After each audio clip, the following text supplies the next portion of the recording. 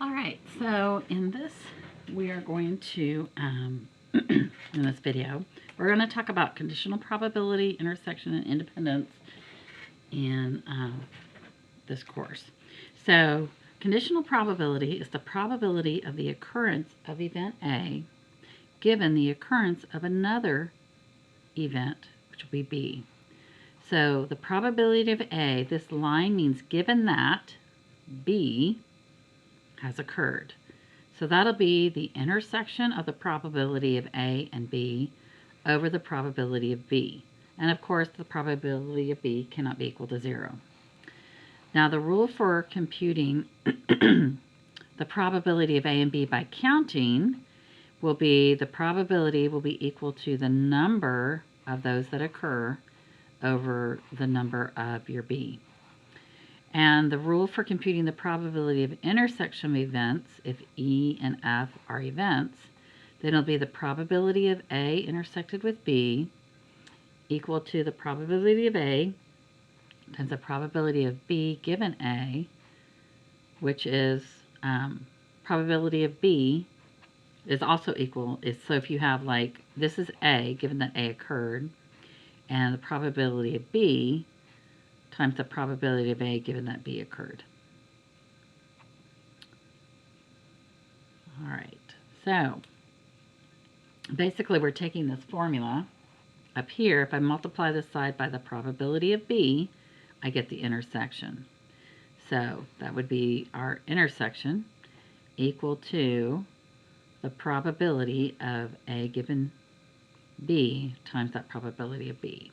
And this is just telling you that instead of A intersected with B over the probability of A, or B, this would be the probability of A on the bottom instead of the probability of B. So that's your two different parts there. We're also going to talk about tree diagrams. They're also called probability trees in this section. It's where we draw out the possible events. And we'll see some in our handout here. Independent events are without replacement, or with replacement, sorry. And dependent events are without replacement. With replacement means all choices are still available in each event.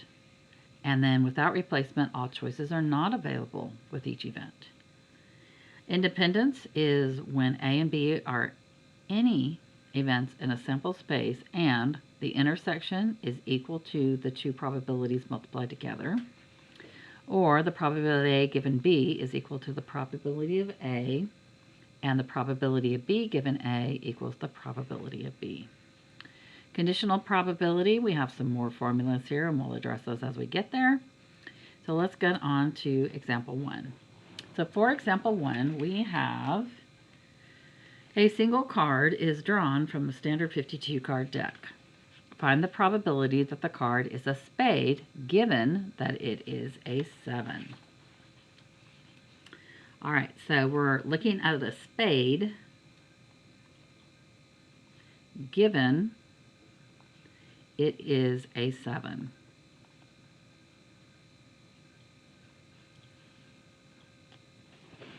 All right, so we've got to know the number of some of the things in our deck of cards. We've talked about the deck of cards before. There's 4 suits. There's 4 of each type of card. So suits are spades, clubs, diamonds, and hearts. There's going to be 4 aces, 4 twos, 4 threes, 4 tens, 4 jacks, 4 queens, 4 kings. Everything has 4 of them, 1 of each suit. And there's always a total of 52 cards in the deck. And there's 13 in each suit. So we're looking for the number of 7s. So the number of 7s is going to be a total of 4, because there's 4 7s, there's 4 10s, and so forth. And then we need to find the number of spades intersected with 7. So the spade and a 7.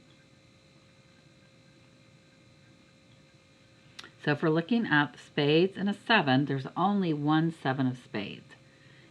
So there's only going to be one of those. So then the probability of a spade, given that you drew a 7,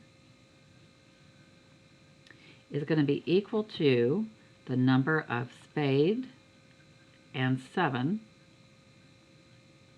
or the intersection, over the number of 7s. So our intersection between them, that was a spade and 7, or the 7 of spades, was 1 out of the total number of 7s, which is 4. All right, let's go do example 2. So for example 2, we have a single card is drawn from a standard 52 card deck. Find the probability that the card is red, given that it is a spade. All right, so we're looking for red, given it is a spade. So the number of red and spade, where they intersect, well, all spades are black. They're not red, so this will be 0. And this is the same thing as our intersection again. And the number of spade are 13. We talked about this in the last problem, is that there are 13 of each suit. So the probability of drawing a red card, given that you drew a spade, will be equal to that number of red intersected with spades over the number of spades. I didn't write those words all out, but I'm saying them to you, so hopefully you can follow. So the number of red and spade would be 0 over the number of spades will be 13. 0 divided by anything will get you 0, because there are no red spades, so the probability of that is going to be 0. All right, let's go look at example 3. So for example 3, we're going to use the table to find the probability of A, knowing that the events A, B, and C are mutually exclusive, and so are D, E, and F. Now, here's our chart, and since the 3 events are mutually exclusive, and you're trying to calculate the probability that any of these 3 events will occur, you're going to find the probability by adding the 3 events. So, mutually exclusive means that they don't include each other, so there's no overlap. So if we're trying to find the probability of A, we're going to add these 3 numbers here. Now, in the chart, we were given all of the totals, so we really don't have to add them. We can double check that when we add those, we get this. But you would be pulling it from the chart. So it's going to be 0.70. So the probability of A would come from adding those 3 probabilities, which will get you 0.70. And that 0.70 is given to you in the chart. So you should be able to just pull it right off there, but I want to make sure you understand that I'm talking about adding those 3. All right, so for example 4, we're going to use the table to find the probability of B intersected with E. So we're looking at the table. Here's our B, and here's E. So B is a column, E is a row. We're looking for the intersection, so we're going to see where they meet. It meets at 0.28.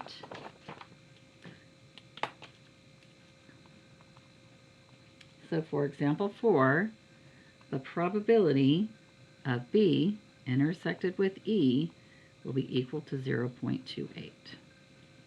And you're just pulling it straight off of the chart. All right, let's go look at example 5. So for example 5, we're using the table to compute the conditional probability of D given that C occurred. So the probability of D given that C occurred. So let's go write the formula for that. We've got the probability of D given that C occurred will be the probability of the intersection between D and C over the probability of C. So D intersected with C will be, got to do the right chart, sorry about that. D intersected with C would be 0.20, and then the total of C, or the probability of C, is going to be 0.30. So we're going to put that D intersected with C over the total of C. So that'll get us 0.20 divided by 0.30, and that'll get us 0.67. All right, let's go look at example 6. So for example 6, flip our page here, we're going to use the table to find the probability of C given that D occurred. So events A, B, and C, again, are mutually exclusive, and so are D, E, and F. So the probability of C given that D occurred. So it's very similar to the previous problem, except we're going a little bit different in order. And the table, is the table the same? It is the same table. So we're just pulling some, going the other way. So probability of C, given that D occurred, will be the probability of C intersected with D divided by the probability of D. Now the top part should be the same as the last one because the intersection, no matter the order, is going to be the same. So that's still going to be 0.20. But this time we're looking at the fact that D occurred, not C, and the total for D is 0.75. Now, when we divide that, we get 0.27. So, this is a good time to talk about the fact that the probability of D, given that C occurred, does not get you the same answer as the probability of C, given that D occurred, because your numbers are different that you are putting in. All right, let's go look at example 7.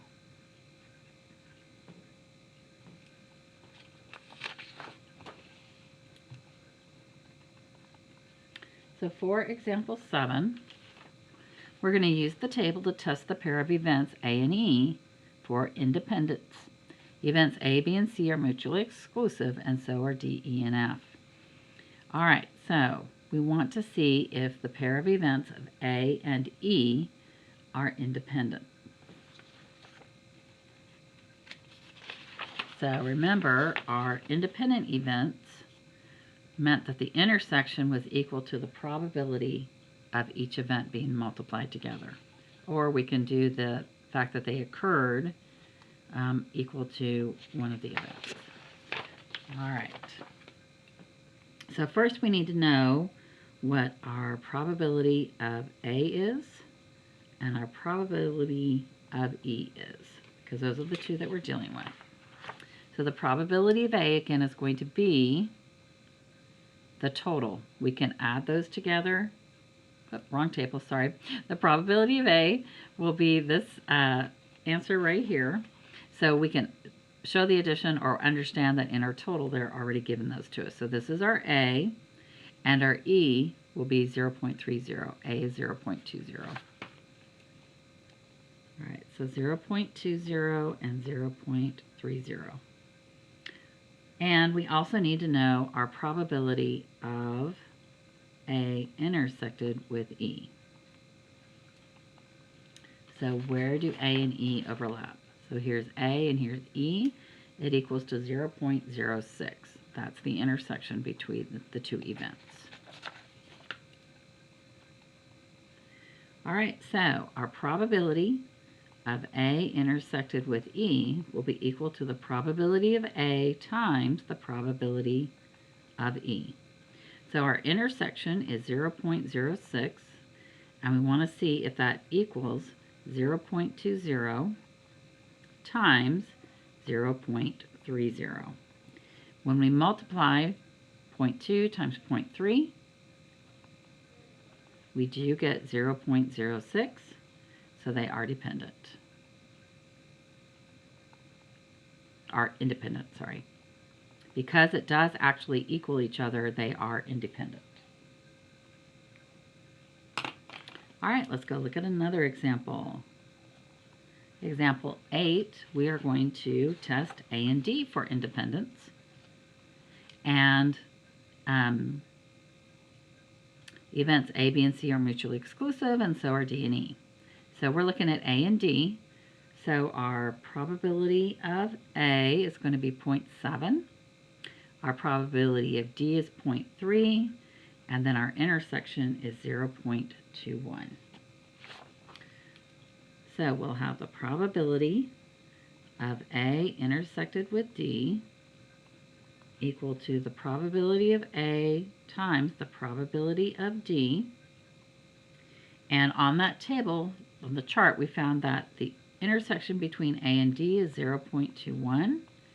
The probability of A was 0.70, and the probability of D was 0.30. We multiply those two numbers, and we get 0.21. And we find out that A and D are again independent because they are equal to their intersection. All right, let's go look at example 9. So for example 9, we are going to compute the following probabilities by referring to the probability tree. So we are looking at the probability of M intersected with S. So M intersected with S, this would be M intersected with S. We're going to follow the M route and then the S route. So for the probability of M intersected with S, it'll be equal to the probability of M times the probability of S given that M occurred. So the probability of M is equal to the 0.08. And then the probability of S, given that M occurred, means that we're following the M and then to the S, so 0.94. And when we multiply those together, we get 0.0752.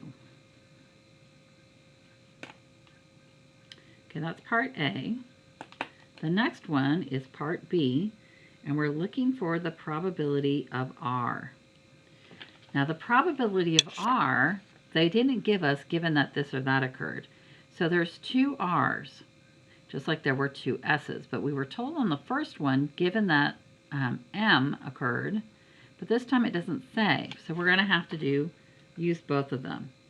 So this will be equal to the probability of M intersected with R plus the probability of N intersected with R.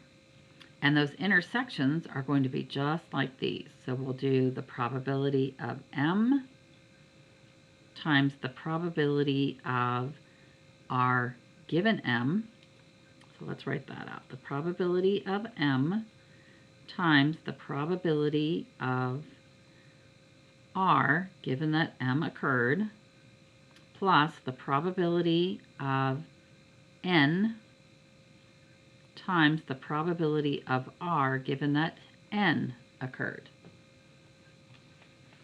All right, so the probability of M we know is 0.08 because we've used it before, and our probability of R that M occurred is 0.06. So this will get us 0.08 times 0.06. And then the probability of N is 0.92. And then the probability of R, given that N occurred, is 0.14. So 0.92 times 0.14. When we multiply these two numbers together, we get 0.0048, When we multiply these, we get 0.1288, and when we add them together, we get 0.1336. So the probability of getting an R, or that R occurred, is 0.1336. So that one's got a few more steps. All right, let's go look at example 10. So for example 10, we are looking at an automobile manufacturer. He produces 90% of cars at plant A. If 7% of the cars manufactured at plant A have a defective emissions control device,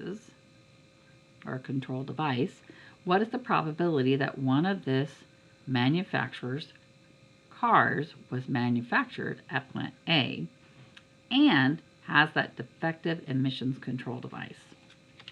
All right, so for this one, we're looking at the probability. We've got to figure out what some of the things are. Let's start with, before we do the probability, we're going to do event A is that the car manufactured at plant A. So car, we're going to just use made instead of manufactured because it's shorter to write. Made at plant A. And then B will be the event that the car has a defective emission control device.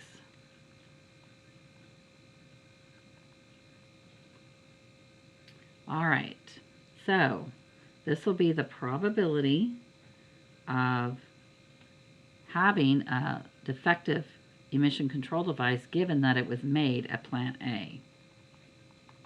So it'll be the probability of the intersection divided by the probability of being made at that plant. So understand that this is one of those we talked about, that it can get moved around. So if we're looking for the intersection, so we're going to multiply by plant A. So the probability of B given A, this is our top part, will be equal to that probability of B given A times the probability of A. So basically I multiplied both sides by that probability of A on both sides. Cancels over here, and now it's over there. Because these are the two values we have. We were given that the probability of B given A, it's stated in our problem that if 7% of the cars manufactured at plant A have defective emission control devices. Well, that's given that they have those defective control devices, given that A occurred, or they were made at plant A. So 0.07. And then they also stated that 90% of the cars were made at plant A. So that is the probability of A. Sometimes you'll see I'm using parentheses, sometimes dots. So up here we use parentheses. It doesn't matter as long as you are showing that multiplication. And this will get you a total of 0.063.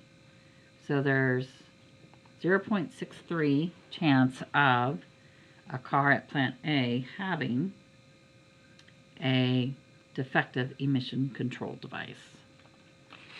All right, let's go look at our last problem. It's problem 11, but it has several parts to it. All right, so this is example 11. So for example 11, let's go look at our problem. In a study to determine the frequency of color blindness relative to females and males, 1,000 people were chosen at random and the following results were recorded. So here's a chart. So the first thing we're going to do is convert the table to a probability chart. So remember, your probability, these are the numbers, out of probability would be out of the total, and our total is 1,000 people. So we're going to recreate this chart and create our the probabilities of them. All right, so we'll have colorblind, normal, and totals here. And up here we have female, we have male, and we have totals. All right, so our first number in our chart says that we have 6, and I want to convert that to decimals, so that'll be 6 out of 1,000. And our next number we have is 35 out of 1,000. And our total is 41 out of 1,000. And then the normal would be 650 out of 1,000. And 309 out of 1,000. And our total is 959 out of 1,000. Our totals down here become 656 out of 1,000, 344 out of 1,000, and this should be 1,000 out of 1,000, because that means it includes everybody. All right, so I need to change these to decimals, so I'm going to change this one. 6 divided by 1,000 will be 0.006. 35 out of 1,000 will be 0.035. And 41 out of 1,000 will be 0.041. 650 out of 1,000 will be 0.65. 309 will be 0.309. The 959 out of 1,000 will be 0.959. 656 out of 1,000 will be 0.656. 344 out of 1,000 will be 0.344. And 1,000 out of 1,000 is 1. So we need those decimals to do what we're going to do. So that's the first thing you need to do, is convert your chart to decimal places. All right. So now we're going to go to part. So that was part A. Now let's go look at part B. Part B says, what is the probability that the person is a woman given the person is colorblind? So A is going to be our woman. B will be our colorblind. So we're looking at the probability of a person being a woman given that they are colorblind. So that'll be the probability of A intersected with B over the probability of B. So woman, given that they are colorblind, that's your intersection of a woman who's colorblind over the colorblind. So a woman or a female given who's colorblind will be 0.006 out of the total of colorblind, which is 0.041. We put that in the calculator and we get 0.146. All right, let's look at C. So for part C, we are looking at what is the probability that a person is colorblind given that the person is a male. So colorblind given that the person is a male. So this will be, again, the probability of A intersected with B with the probability, or A given that B occurred, is the probability of A intersected with B over the probability of B. But in this case, our A is colorblind and our B is that they are male. So the intersection between colorblind and male is 0.035, and the probability that they are a male is 0.344. So 0.344. And when we do the math on this, we get 0.102. So you just have to keep track of what's what. So this is your male, given that they are colorblind. No, sorry, colorblind given that they are male. This one was colorblind given that they are a woman, given that they were colorblind. So make sure you're reading your statements very clearly. So woman, given the person is colorblind.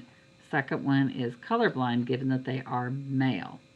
So really pay attention to what you're looking for. And if you need to, write them out of what A and B are, like we've done before. All right, let's look at D. So for part D, we are again looking for some events. So let's go see. Are the events of color blindness and male independent? So color blindness and male. Well, that's like what we were doing on C. So if you recall, independence was the probability of the intersection of the two events is equal to the probability times of each event being multiplied. All right, so A intersected with B, so it's color blindness and male, is 0.035. So 0.035. And then, oh, sorry, I put that in the wrong spot. Sorry about that. So, well, 0.035. And the probability of A, and in this case, we'll, we have the probability of color blindness. Color blindness is 0.041. Let me make sure I have that total right. Hang on one second.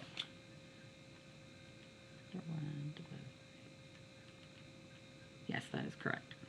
All right, so here we'll have color blindness is 0.041 times our probability of being a male, which is 0.344. And when we multiply those, we get 0.041 times 0.344, which will get us 0.035 equal to 0.014. Now, when we tested independence before, they both equaled. But in this case, they do not equal. They are not equal numbers. They're not the same. So that tells us that the event of color blindness and male are dependent.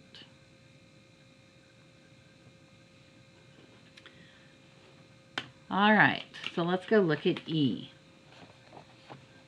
Are the events of color blindness and female independent?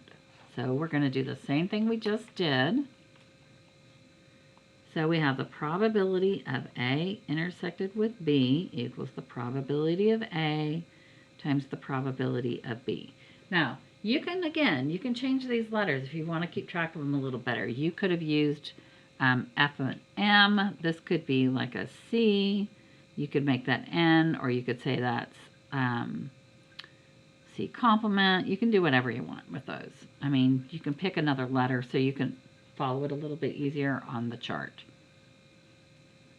All right, so the intersection between female and colorblind, we did this one before, is 0.006. And that's going to be equal to the probability of A, which is where we have the probability of colorblind, and that's 0.041. And that will be multiplied by the probability of being a female, which is 0.656.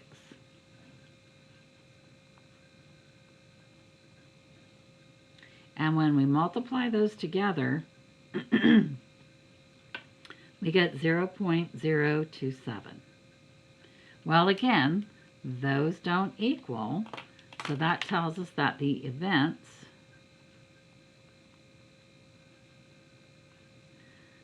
of color blindness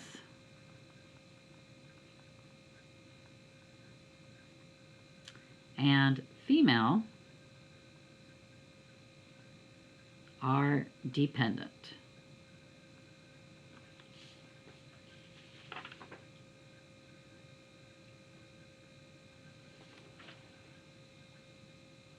And that is the end of section 8.3.